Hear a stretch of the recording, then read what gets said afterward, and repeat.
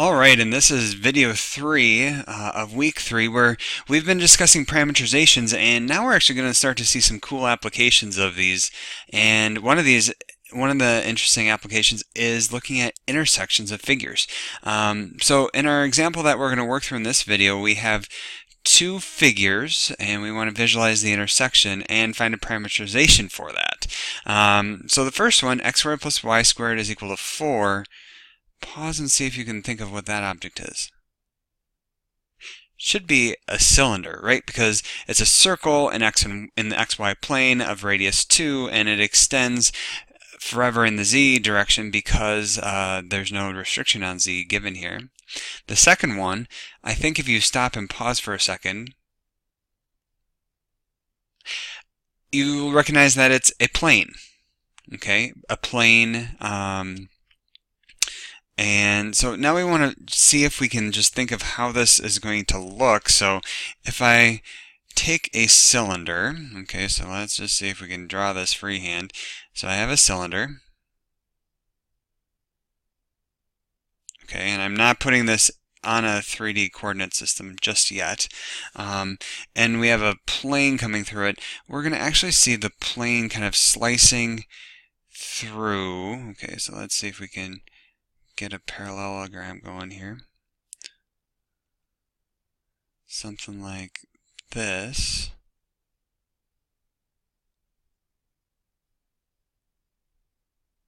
And it'll cut along here. Like that.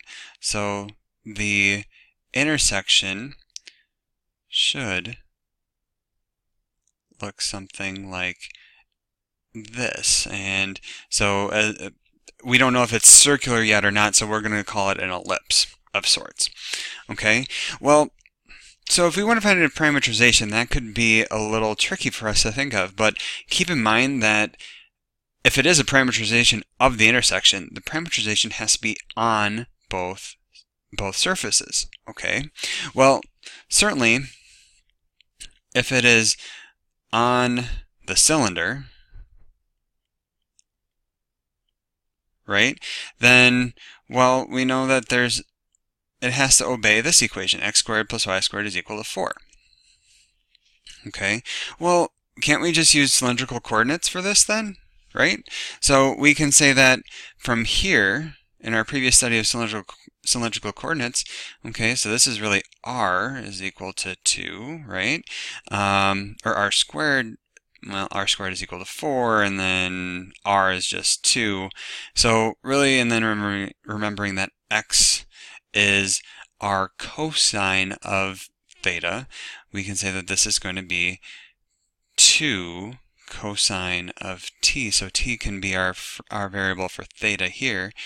And similarly, y is going to be 2 sine of t. Okay? And so the conditions on this is going to be t is within 0 to 2 pi. All right, that's good. So we have a parameterization started, but it's not yet complete because so far we've made sure that our parameterization traces out a path that is on the cylinder, but not on the plane yet. All right, but if we want it on the plane, then it has to obey the equation z is equal to 7 minus 3x. All right, and then we have to ask ourselves, okay, well, what parameterization can we come up with here? And I'm going to tell you, use what you already know, right? We know that x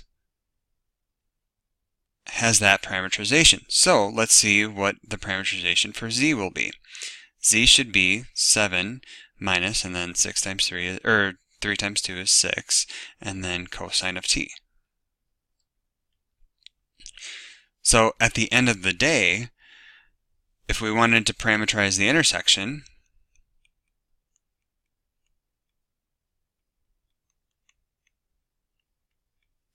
we should have the parameterization x of t is equal to,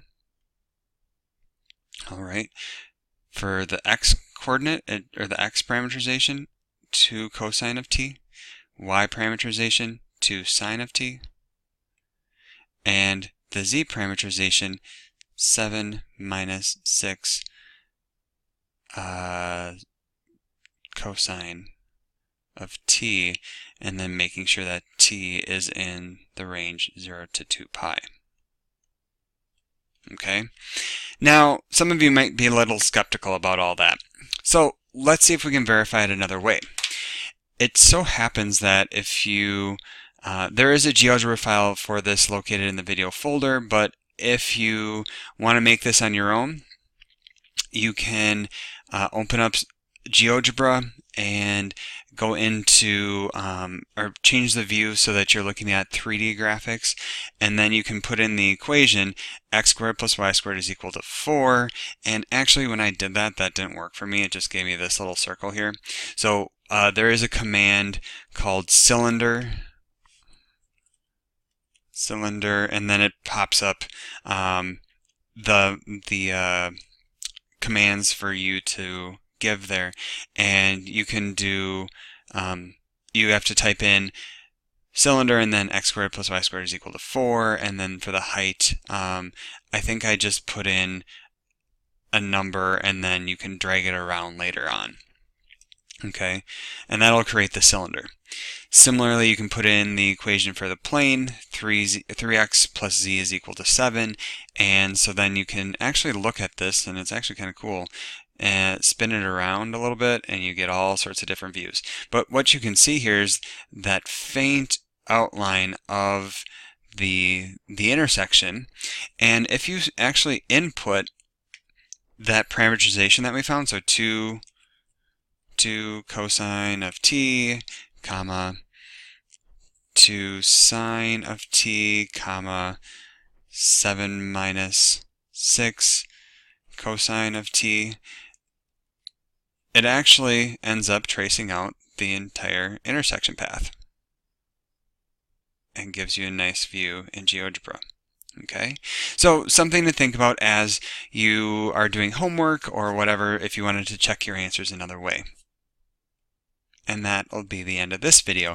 In the next video, we're going to see kind of a cool example that I'm super excited for. Hopefully you are too.